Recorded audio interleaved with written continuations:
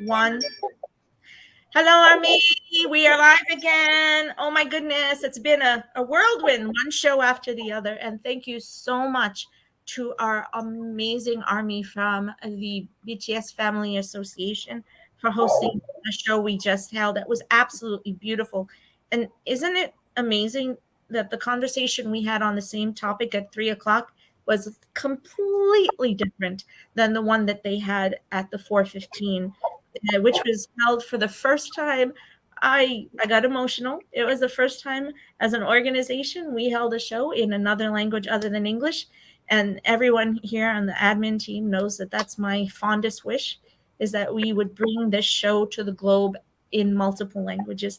So I am so grateful. Yay. Thank you, Lanchu, whoever you are, my love. And then I am so grateful. We have two Army Fleur, who is part of our admin team and communications team with me, who is in Spain. And then we have our new Army with us today. Yay! Jennifer, you want to introduce yourself?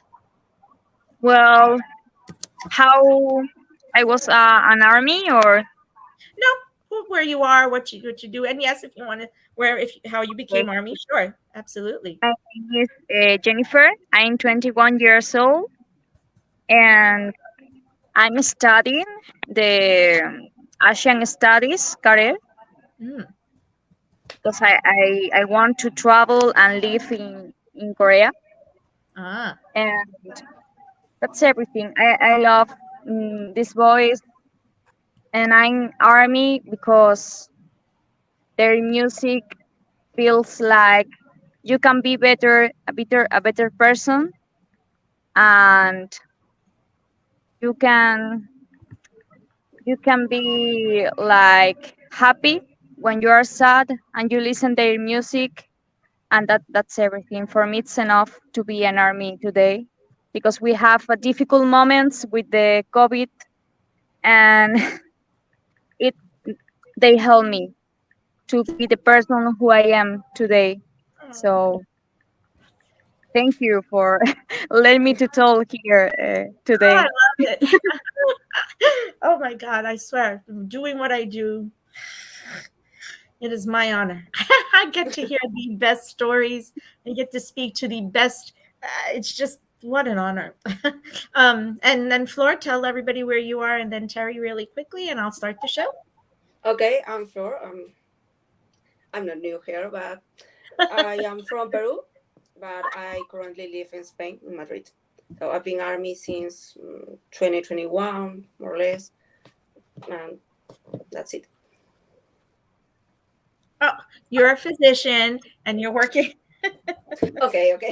I'm a physician. I do microbiology as a medical specialty, and I found BDS prior to a difficult time in my life, so they helped me. Ah. So forgive me if I'm looking down because I run everything all at the same time. So thank you so much. And then Terry, tell everyone about you and how long have you been Army? I've been Army, like what I would say real Army, since was on Jimmy Fallon. I knew who the boys were prior to that, but at that point in time, there were just seven cute little young boys that knew how to dance, basically. But something happened to me when I watched and I fell down the proverbial rabbit hole, which is a cute way we have of saying we get all immersed in BTS. And I've been Army ever since. I'm retired from my day job, but Nisha keeps me busy with looking up stuff and helping her. I still work at Target, but that's I spend a lot of time doing Bangtan things because it's only positive. So why not? Hmm, I agree. Interesting. Thank you so much, guys, and everyone knows me. I am Misha, and I am the CEO of Diversely Geek and Living Pangtan 7. And we are a mental wellness organization that promotes mental wellness, self care, self love, self acceptance, self-value through the positive, meaningful messages of fandom. So today's show, this one that we're doing now, is called Chapter 2, Why We Exist. So Chapter 2 in the Beyond the Story book is called Why We Exist. And we are choosing key phrases for each of the subchapters. And the three that we're discussing is We Will Survive and the Team Edge Work, exclamation mark, and One Day in December 2014, which is very mysterious for us. So we were wondering if we could figure out what we were talking about. And there was a moment in the quote where Jin talks about how he got emotional, that looking at the members and everything that was happening and listening to their comments in this one experience made him feel like it was all a movie. And he realized this is what he's longed for and missed in his life. I think that was such a foundational moment as we move forward in discussion about the years between 2012 to 2014. I actually became Army in 2014. So I think I am the elder of the group right now in terms of that. So welcome so much. Here at LB7, our entire model is about world building, positive world building, and creating safe and cathartic spaces for Army and anyone who needs to hear these words that we're speaking today. For anyone who didn't have anywhere else to turn, a place for rest and respite. And Living Bangtan 7 is a platform that the DG or Diversity Geek team created to bring you wellness discussions, content, and musings based on the healing positive messages of Bangtan Sonyeran. The name Living Bulletproof 24/7. The name means living bulletproof 24/7. You think I'd say that right by now. And our purpose is to help us all learn how to live confidently with love throughout the day, protected by the support and love of BTS and Army. And LB7 is a reminder of the power the bulletproof or Bangtan philosophy has as a source of healing, healthy coping, and support when we are struggling to believe in ourselves. So, yay, here we are. Woo. So we are actually going to go ahead, and I normally we'd be playing our opening reel right now, but as I'm speaking to you, I'm getting a message about not about that, so I probably won't play that one. I think I am not sure what happened, so I will, just for the sake of it, probably won't put it up there because sometimes there are copyright issues going on out there. So normally I've played this now for 6 months, not quite sure why it came up as a question. So that's the joy of running a large social media company. You have no idea what's going to happen when you're out here. So this is us. Instead, I'll show you an OG picture of our lovelies from 2012, 2013, just as they were first debuting. This is in the No More Dream era, and this is actually from the No More Dream photo shoot. So let's reflect on the fact that this is the Bangtan we're talking about today from 2012, which was pre-debut, going into 2014. And wow, wow, it's how lucky are we that they pushed through so hard to become the people that they are today, and that they always stay true to the belief in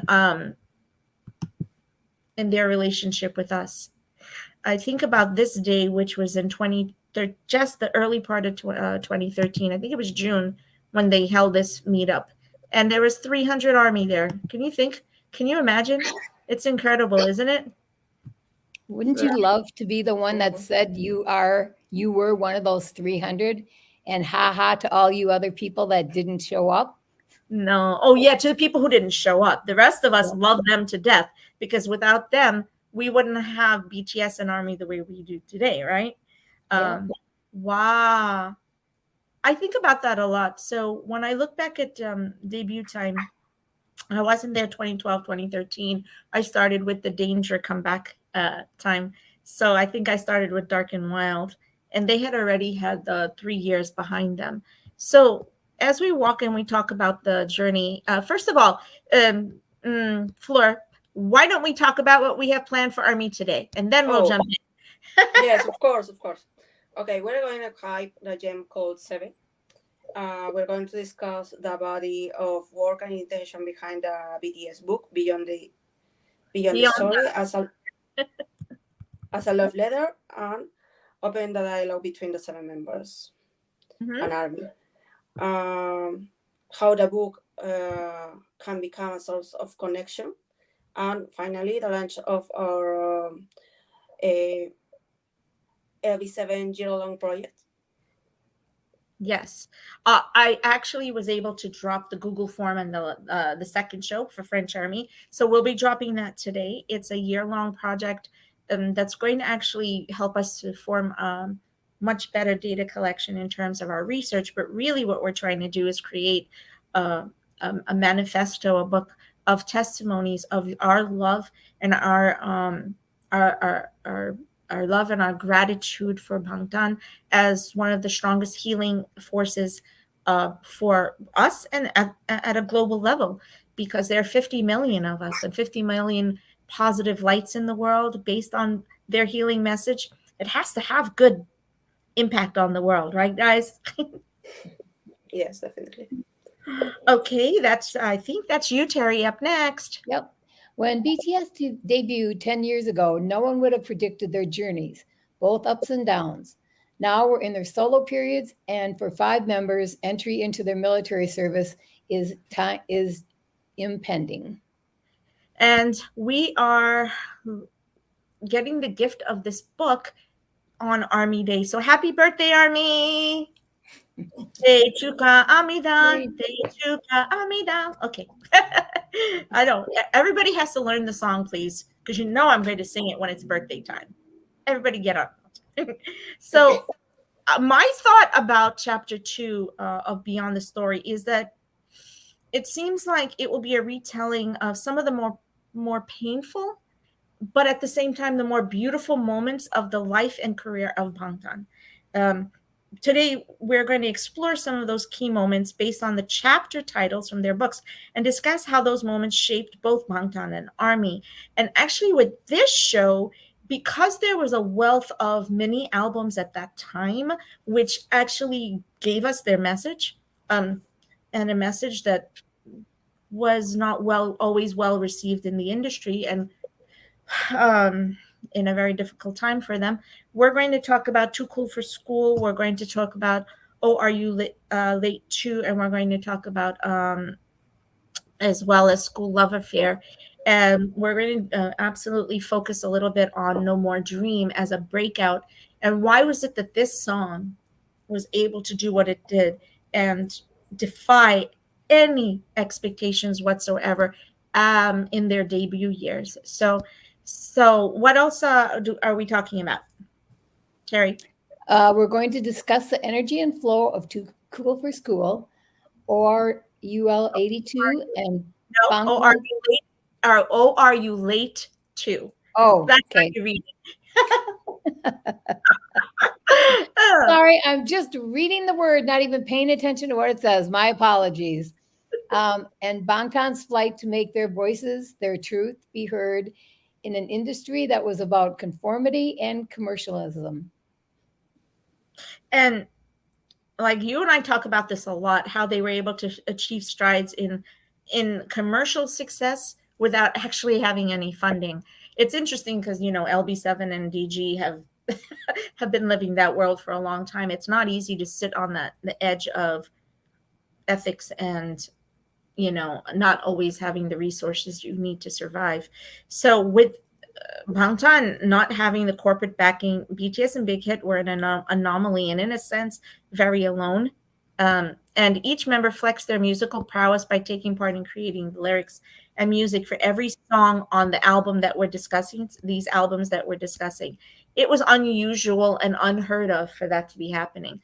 The rap line were from a very early point in life getting credit. That's just not how it worked in the industry at all. Um, and when we look at Too Cool for School, BTS had repeatedly said that hip hop is a genuine music for telling one's own story. And indeed, the members rap about their own experiences and emotions. So there is no discontinuity between the emotions and the lyrics of BTS. The album is a satisfaction in both quality and quantity. So that's actually words taking straight out of their jacket descriptor. So let's talk a little bit about the debut 2012 to 2013. What is it about? I mean, everyone's taken some time to go back and look at that time for them. What was it that you connected to the most, or that struck you the most about the time between 2012 and 13, which was, the pre-debut, and we all know how hard it was for them to even debut. What do you think struck you the most, or maybe made you feel the most connected to them? For me, it was the struggle, for sure, absolutely, and that they were able to maintain a smile in spite of a lot of not nice words. Same for me. I mean, I felt like I said "aw" a lot because they just kept going on. And for me, I don't know if I could have done that. That speaks volumes to them as people. The fact that even they go to stuff and they go, "Oh, well, you look like a girl," or this or that, and they'd be like, "No, we're doing music. You know, we know what we want to do." So, and they just never quit. I found that inspiring to their strength, to not give up, to fight for what they wanted to do, and that's not easy. To keep going against everything, it's a very difficult task. Mm-hmm. Jennifer, or you want to tag on that one? It was difficult because I think the moment I watched from this time that it was worse for me, it's to see them all the time in the street for meeting people, and they were thinking like they were lonely at this time, and I think it was the worst for me, the moment. But mm, almost they get stronger and stronger. So I think the hardest moments are mm, the reason for their songs and the people that they are today. So for me, yes, I think. Did you find it hard? I found it. Mm, their music prior to 2015 was not fully written by them, right? It was still a product of a um, how do we it was their concept. Remember, they talked about the concept, and Jin talked about the concept and how it wasn't in 2017 when they did their festa mukbang. They talked about how that concept, it was what they were given to be or told to be. So do in they were young and impressionable. How it's okay, I always wonder about this. Army connected to them so strongly from the get-go, from even before debut. So it was that heart that they had. It was their own personal connection to people, regardless of that concept. What do you think it is about? I mean, this is a big question too, because we're talking about why we exist. So let's go back to the concept.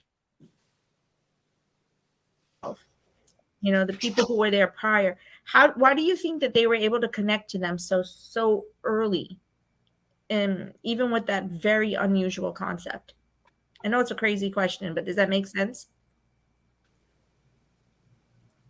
If the Do you image think that's Yeah, go ahead. do you think it's because as Army, we identified with their struggle even then, even though they didn't have to say a lot about what was going on. Some of the stuff was so obvious, and we had empathy for that you could understand that what they were playing and doing was not necessarily them. Because if you look at how they look now as a group, as opposed to how they looked in those 2 years, not to say that they were acting, they looked happy, but they look like they're fulfilled. It's a whole different other look than you saw in them in the early years. It was like somebody threw together a band. That's what they got called in the beginning. They threw together a band and they went out there and did what they were told to do, because that's, I think, how they figured they needed to start. They were paying their dues. They knew even then that they had to pay some kind of dues. They weren't going to pay it with money. So they had to pay it with, putting up with being treated unfairly and being spoken ill about and stuff like that. That was all part of being able to get further along. But for me, it's looking at them then and looking at them now, you can just tell they have an aura now that they didn't have then. Their energy was extremely bright, though. There was no point at which from the moment I saw the first pictures of them, their image is just, there's a light that comes from them. Like when they hop out of that bus. When they hop out of the bus on No More Dream, and they're trying so hard to look so tough. Uh-huh. Trying so hard to look tough, but nope. The cute little smiles. That's all you saw, was these cute smiles coming out of a bus, and they're supposed to be looking all tough. I'm sorry. They tried so hard, but they couldn't do it. There was no toughness coming out of that bus. No, I think so. In the connection to them, can you in them as because we have to talk about the existence points. So do we think that the thing that was their strongest was just them as human beings? This the light that they had, the energy, the beauty, the kindness. What is it about them that connected so quickly, that they did so well in spite of having no, they had no hype. Their publicity was almost nothing. It's what you just said. They were the true underdogs. They had nothing, but yet they gave everything. So when you're looking at them today, think about it in the same way. They're still an underdog for someone who doesn't know who they are. They're not the common, they're not the people that we commonly would connect to. So Jennifer, with you being in Spain and you, Flora, that connection to them, how did you look past who they were, their expectation of a K-pop group, and just find them? I don't know. I think they have people here in this. Spain. Well, sorry, you can. No, go ahead. Go ahead. No, that only that people here in Spain, it's so well. They don't receive Korean music so well. So here it's more difficult than other countries, because people with Asian music, it's like they don't want different things, and they don't want to listen other language, because they say like, I don't understand this. So I think I discovered them through their dance. For example, first was the dance and their smiles and their strong dancing and acting, and it was the first thing I saw about them. So I think this help to people to know their music and their songs and their letters. I think so. That's a perfect point. Flora? I discovered them while I was living already in Spain. So, but I discovered them by a Peruvian webpage. So, really, yeah, that's right. It was like a news about butter, and I thought, why this keep coming up on my phone, and one day I just clicked it and I like it, and it was their charisma, and I mean, butter is very uplifting. So that was it. It was an optimistic way, those months at least for me. Then I keep discovering more music about them, and I was like, but that's me. I'm curious most of the time, so I don't understand something, I Google it. So you go and look it. Yes, so I found the lyrics and what they were talking about, and it was like I like this, and I kind of reflect this with this, and I kind of live these things too, not in the same way, but sort of. And but what Jennifer said about people don't accepting them or not accepting languages that are or stuff that are different from their culture, Yeah. it's very frequently here. In Peru, I was in Peru the last 2 months, and I saw more army than usually than my friends here, but um, it's kind of same thing. If you don't understand something, you just don't look at it. I mean, my family was like, "Why do you like them? What are you talking about?" And it's like, that's what I said. I'm ahead of time from you guys, from my brothers. It's the same thing because they came up with something like, "Oh, do you know this?" And I was like, "Yeah, 10 years ago." So I hope in 10 years That's they're so gonna be. Yeah, it's so funny because my daughter will share things with me. My journey with my daughter is very interesting. Let me share it 1 second. I found them because I was doing the research on suicide prevention, which was the goal behind the DG world. And I decided because the rates of suicide in the Asian populations are very high, and they still are, as you well know. Unfortunately, logistically and demographically, it's very at risk because of a lot of reasons that have to do with suppression, cultural suppression, social suppressions. A lot of the things that Hong Kong went through in their youth, and Jungi obviously spoke about and shared with us so openly, and then they continue to share with us. So when I found them at their comeback for danger, they still, I didn't love all the lyrics that they'd put out at that point, but you know what, that wasn't what it was. I was a 48-year-old woman. Why would I connect to these boys who are all under 25? you know you have to think about it. It was because of what I saw in their eyes. I told Terry, That's remember, true. it was their eyes. That's true. I mean, when I see Jungi's photos from back then, I I can see myself in him. It's like, and oh, that's very hard for me. It's like I can understand how he was doing all that, feeling the way he was Feeling the way feeling. he was. It's like I could see such pure light in their eyes. And it sounds weird, right? It sounds weird to people who don't understand, but we understand it. Yeah.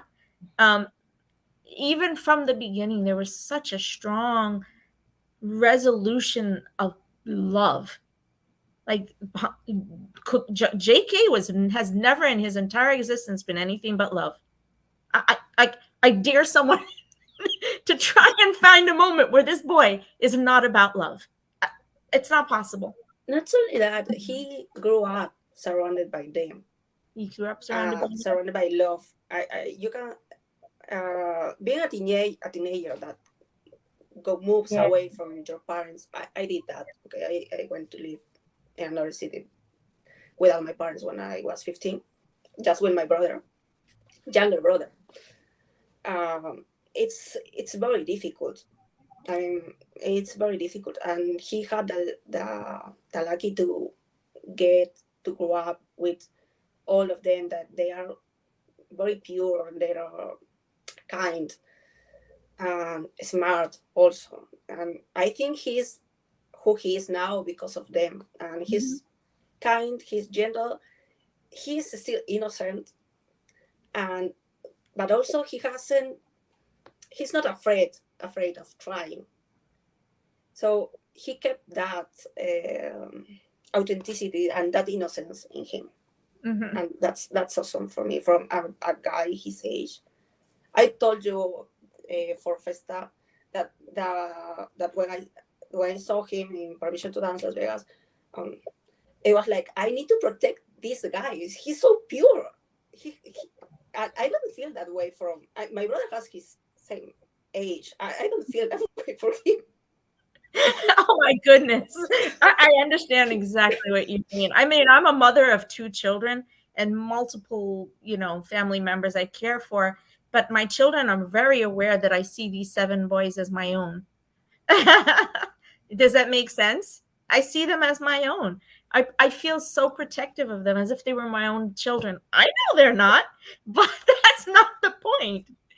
That moment I saw them and when I looked at the journey they were going through, let me just tell you, when I first saw them, the Hallyu group I was with and doing the research with, there were a lot of people who were like, "Beh, they're not going to make it. Beh, they're not going to make it. Oh, they don't have it. They don't have the normal. This is not the standard." But that's what I heard for months in this group in Florida. And I was like, but no, can you just play Bangtan, please? Because I realized quickly that it wasn't the genre I liked, it was them. And nothing against the genre, it was them as human beings, you know? No More Dream, it took me a while to go, what the heck is this? So I know Lantu's speaking here, because she said how that's the song, the hook with What's Your Dream was something that really helped and resonated with her in terms of me connecting to her choice to keep moving forward. What is it about No More Dream that you connected to?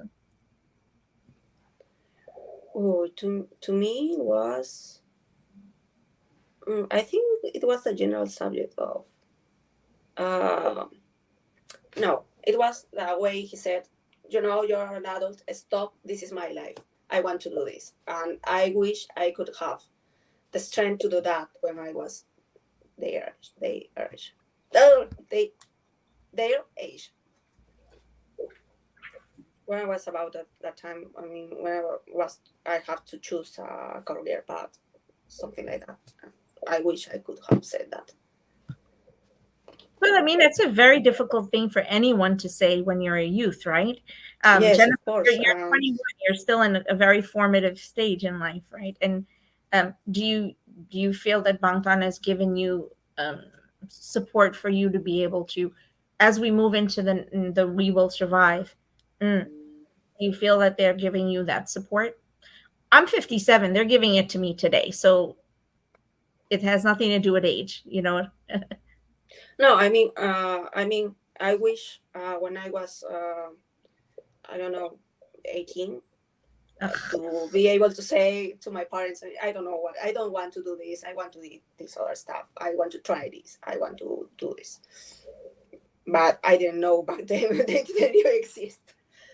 But now, I mean, they keep doing it, and as I said, I talked to you, Nish. I guess sometimes they, being army and being with them, they just open doors to you. They a world of possibilities to you to try.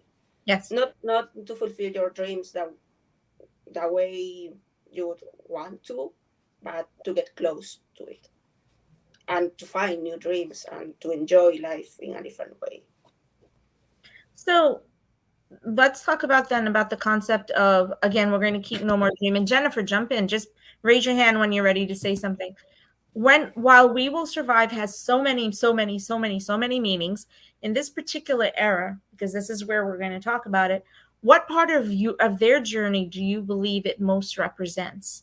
And that's a big question. I get that. So in the 2012 to 2014 era, We Will Survive, what part of their journey during that time do you think that they're representing when we're talking about We Will Survive? I personally think it's the entirety. It's 2012 to 2015. I think it's the entire thing.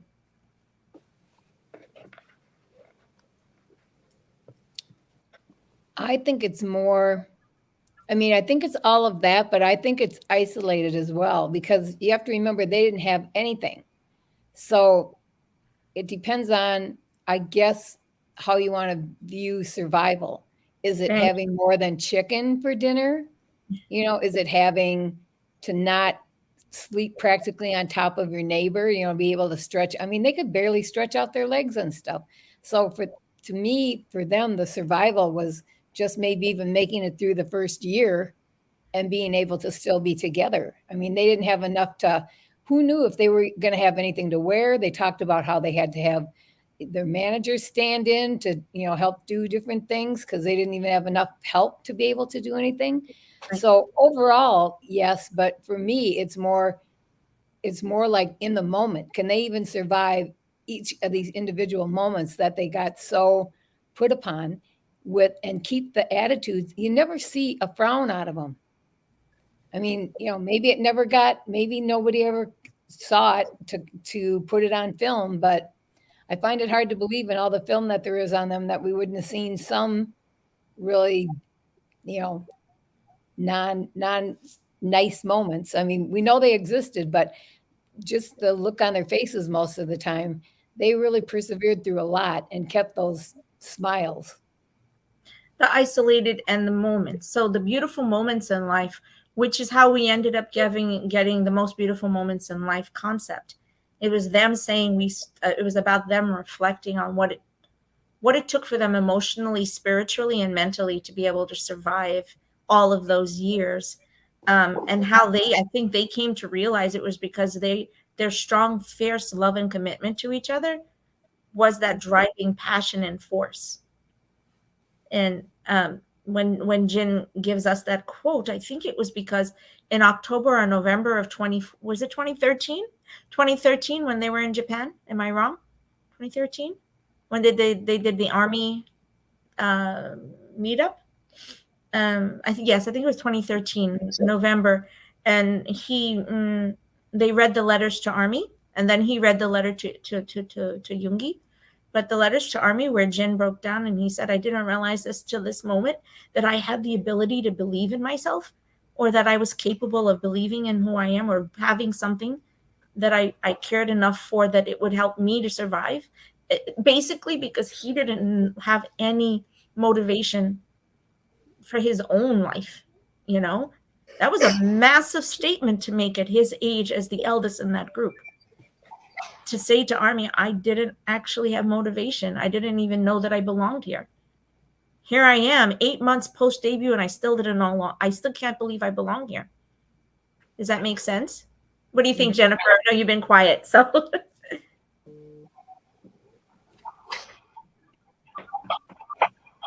Well, it's a difficult question. I'm just thinking and listen you.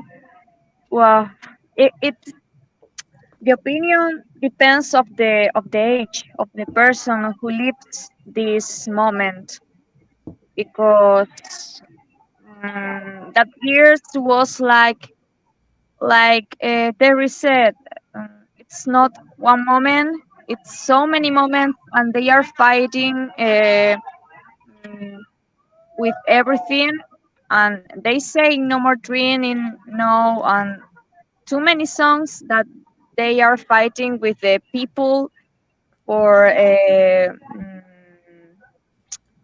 for their dreams and for the people that they want to be in a future, and they say yes this. So it's to say the reason why I survive. I think that's why they are fighting, they want to survive, so we listen their music and we want to survive too. Because of Maybe. that. Mhm. Right. Exactly. Because we became we call that symbiosis here. And I don't know in Spanish if it's the same concept, but we Yeah, became this unit, this close symbiotic unit. How it happened so quickly. I have a friend who was pre-debut Army. She's from Australia. She was with them since the end of 2012. I mean, and she said at no point was there was just something about them that she was even there before Tay was announced. And she'll say that there is just a purity to them, just this purity to them. And the concept of survival is something that we all need to understand, that it doesn't matter the age. Like you said, you're exactly correct, Jennifer. Every age, no matter our age, we're all going through experiences and moments where we need to know how to hold on to the dream and what it is that dream is. I mean, Jungi literally took 7 years to talk about that dream. 7 years the man talked about that dream, and we're only now getting to the final statement and content and the final emotional wheel behind his concept of dream. I thought about it because he started it in 2015, right? When he first started the concept of D2, August D. But really, he's the one who wrote those lines in No More Dream. And then he's the one who wrote the lines in No with Namjoon. And so it was this step pattern with the concept of dream. And I'm sitting here thinking, I'm like, oh my God, it's literally been the running concept the entire time. So maybe the concept of dream and belief and self value and self motivation and self love and those moments that Terry are talking about is the thing that pushed them and helped them to survive. But then we went along for that ride because we believed in that message. Kind of sorry, I know I talk a lot. But I think that's one of the reasons too why at least for me, I have a hard time. People that aren't Army, you can't. There's an explanation that you cannot give. It's the feeling that you have, and if you don't have it, there's no way to make anybody understand what that is. And it's not until you need them that feeling becomes apparent. And so that's what makes a lot of the true army is because we've all had that feeling. But trying to explain it to somebody who isn't, I can't myself. It's just like, well, if you don't feel it, I can't. It's a feeling. And you can't explain it. It's an emotional and spiritual connection. We're very open about that. Lantu and I discussed it on the last show. It's a very strong spiritual connection. It's a connector that Danielle talked about on the first show. Understand the word. I don't use the words true army. You know that, Terry. You know that there's different stages and phases of being an army, and there's no judgment whatsoever. Right. Everyone will get where they need to be in their journey with Bangtan based on where they need to be. So you're just talking about an emotionally connected one, maybe a little bit different. Yep. Yeah. I know exactly what you're talking about. It's the thank you. I need you to correct my. I know what I mean, but you know how to say it. I know. No, it's okay. I just don't want Army to think we're. Oh no. There's no people.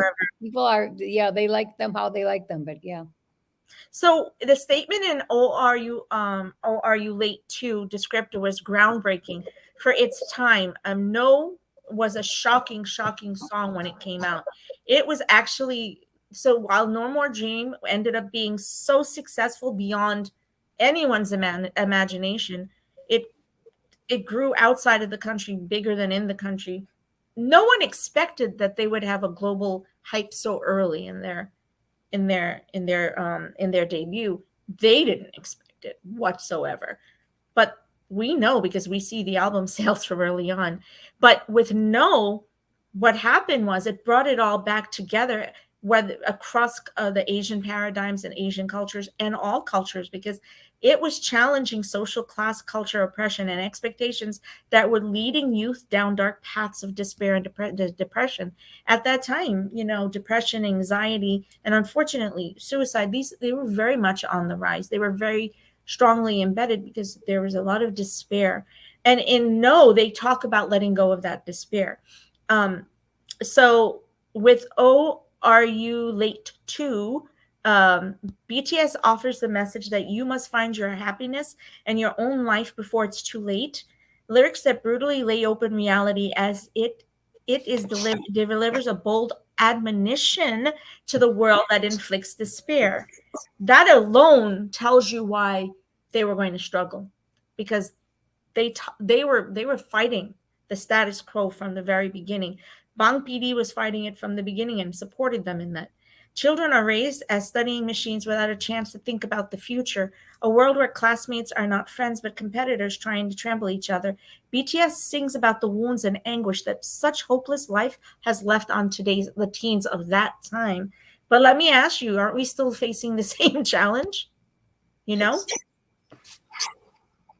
It's my life every day. It's the challenge we face every single day. So their first three albums are still very relevant, and people are still connected to those three albums across all cultures, pan Asian cultures, because the message is still very, very, very strong. But of course, then we get to a point where we get to love yourself, right? And the young forever concepts. Ugh, my heart. We talk about that on our last 8 p.m. show. So then the last statement. If you want to read that one, Terry or Flora, school love affair. Go ahead, Flor. Okay. Um, with their previous two albums, Too Cool for School and or Oh, are you UULA2, BTS sang about the dreams and happiness of teens. The songs spoke about young people living without a dream and schools that force rigid and homogeneous thought onto its students. The new album, released on February 12th, continues to focus on school and teens, as hinted by the title School of Affair. The album's main theme is the love that blossoms in the school. This album is a culmination of the School Trilogy project that discusses the topics of most interest to teens on their age: dreams, happiness, and love. Such penetrating insight into the hearts and minds of young people led to the absolute support that BTS has received from fans their age. The members again directly participated in the making of the songs, vowing to ensure that the songs reflect the reality of the music fans of their own generation. Yeah. So these are self-explanatory. I love that they went back and changed the descriptors because they weren't all originally like that, by the way. So the descriptors at some, I don't know when. I wasn't around enough to know that. But I love these descriptors because they went back and they really they flesh out so much of the the crux of the big hit art and music for healing concept, right? That when you bring art and music together, that no matter what the struggle is, I mean, there's a healing has to be at the priority. So I always thought to myself, how did Bang PD look at these seven? I mean, there were 13 or 15, I think there was 20 something debuters who were in the trainees, right? And they got down to 13 and then they got down to 10 and they still didn't have Jimin and Tae. It wasn't until I remember P Dog saying when he saw Tay, he was like, that's the one kind of thing, and then Jimina just bounded into the, like his teacher, and Yoongi is the reason Jimina made it, even though Jimina really struggled to find his voice.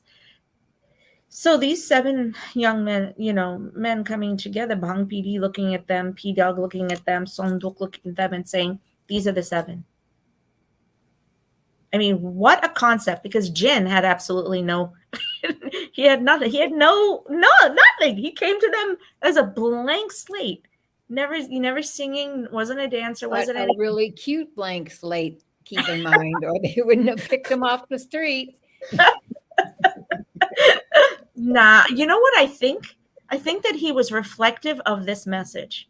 They I found, was gonna say, I think he had a presence. He I was think just he walking had, and they were just drawn to him and they're like, well, aren't we there's all? one, he'll work. Yeah. Aren't we all? There's this thing about his energy and flow that it's very like it's a charisma, but it's like beyond charisma. Well, Like, because you can even pick him out in the military pictures if they didn't, even if they didn't blank out the other people's faces, you would know which one is him. Because there's just something about his whole stance and everything that it's like, yep, that's Jin. yep, it is. And Hobie's actually the same now. There's no way you can miss him when he's standing, even when he's at attention. Their energy. Anyway, well, we're going to go on a different rabbit hole with that conversation. So basically, I'm hoping that what we're making sense. We're looking at the trajectory of who they were and how they used this trilogy to represent a message that was extremely controversial at the time, but being very true to the message. And the big hit production company saying, okay, we want you guys to be part of this message They recruited them with the rap line to actually be part of it. With Hobie never even having rapped in his life, never written songs, but wanting to be a singer. And here he is, one of the most profound, prolific rappers in the world today. Look, just it just that is how we come to the final conversation, which is called "And the Edge Teamwork." And how does "And the Edge Teamwork" represent their commitment and angst to succeed? So that was that's our last question, because now we're talking about the final conversation is about teamwork, because they're the ones who said we will survive, we exist, why we exist, and the edge teamwork. I told Terry what I thought this meant, but what do you think? And we are,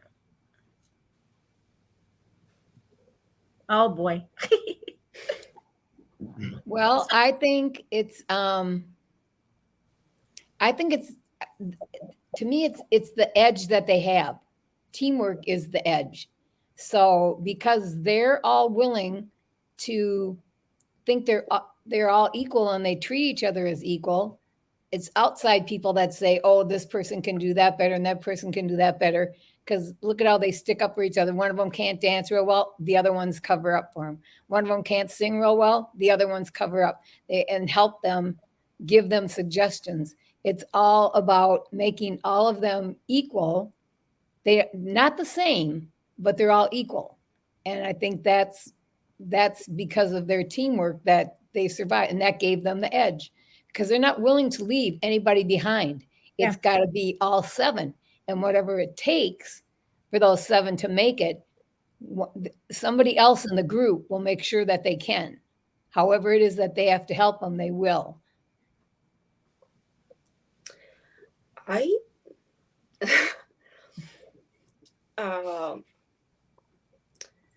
That reminds me of the concept of family. And when I worked in Peru, in my other hospital, I was taught that we as a teamwork, we are a family. So we get in together, we live the work together. So everything you said, there is like, that reminds me all back to that time, to the concept of family, that you are there for each other all the time, no matter what. That's great. I guess. Yes. For me. That is why they survived. If they had even had one piece of that edge broken, how could they have existed as we see them today? How could Army and BTS, how could BTS Army exist as we are today? And how could they possibly have survived and moved forward to the next phase? The beginning, the end of it is that edge that they had. And they say it all the time. Even in Suchita with Jin or Suchita with Namjoon, they talked about that inherent quiet acceptance that they have of each other. I mean, they didn't like each other. There were points at which they almost hated each other, and they said so. But that was part of accepting each other, right? Because no matter what, they still always put the concept of the team before anything else. Bangtan has put the team before anything else from the beginning all the way, even with their solos. Everything they say, every single second of Yoongi Suchita is about the team. Yeah, there it happened. It's about the team. And now that we're all crying. Now that we're all crying, they just put out the official statement that guess what just dropped? What? The book. It drops at 7:09 a.m. Sunday, July 9th. Guess what time that is? So it drops at 6 a.m. So 6 p.m. now. It should be available right now. It's going to be published in 23 languages, and the purchase delivery schedule. So it's now available to purchase on Weaver's shop also, and they just listed all of the retailers. So let me look at my Audible just for the fun of it. Well, yeah, because I sent you the thing off of mine, and it said in 2 hours, and I don't know, 2 hours and a half. I don't know how long ago that was that I checked, but Well, we're looking now to see if it's there. So let's see. Gonna look right now and see if it's there. It says it's an 11-hour, 18-minute long audiobook. It's crazy. So it doesn't say the time though. You have the 2 hours, mine does not. Okay, so mine says, yeah. Well, if you go into the order details, that's where mine had the time. Mine says 1 hour and 32 minutes. Right, so that's perfect. Okay, so I'm gonna go in and take a look. And we are going to find it. So it will be available for our last show, my loves. We will have it. I was hoping. So we are also hyping about Seven. So you know how we talked about. Thank you so much, Tessa. How the teamwork of the work, the his title Seven, is literally bringing back the concept that no matter what, no matter where, no matter what they're doing, they as seven are better than one, and they are one as seven. I say it all the time. This is who BTS is. This is who Bangtan is. It will never be any different than that. I am so grateful that we have the chance to look at what it is to live a life of our for ourselves better, um because we've learned the concept of, I physically looked at that seven as one and one as seven, for me to learn how to put aside any problems that I may feel in the past that I would have felt was I felt put upon. Terry, you know that I've made that decision that that's not how I'm looking at my life anymore. That even if it is, and even if it's stressful, and even if it's something that's probably not the nicest thing, I look at that concept from No More Dream moving forward, and I look at who they are today, and I say, okay, you can succeed without allowing that to suppress you, oppress you, or make you a person that you don't want to be. So I'm not going to say that statement because Josella, because that they had that statement, but Josella talked about when Jin and V had the fight backstage, and he said that the fans had waited there for them so long. They Sorry, I'm actually getting a bunch of messages for some reason. I'm not sure what it is. I apologize. We're coming to the end of the show. So the concept of them always being one as a unit has always been at the foundation. And by the way, they're allowed to not like each other. Like I said, they're allowed to make mistakes. They're allowed to fight with each other. They're seven human beings growing, you know, and they have a 4 to 4.5 to 5 years age span. We're not going to always get along or have the same ideologies as the other person. Cookie was never going to have the same one as Jin, but look at how close they are. You know, the look at Jimina and look at Hobie. They're like two parts of a person, a whole summation of one person. In the long run, what they found in each other is we found through them. It made it more possible for me as a 57-year-old woman to understand what it is to be able to have that type of relationship with other people. That's a huge thing for me as an Indian woman because I wasn't raised to do that at all. I didn't know what that meant. You know, I may have been raised in the US, but I certainly wasn't raised to understand the concept of being able to have this type of love or have this type. I was always accepting, never a problem, but I put a lot of pressure on myself. It wasn't until them and some other fandoms like Wonder Woman and some other things that really gave me a sense of my own self support. So, sorry, I went off on a tangent. This is why we talk about being part of a community can have a positive effect on the mental health and emotional well being.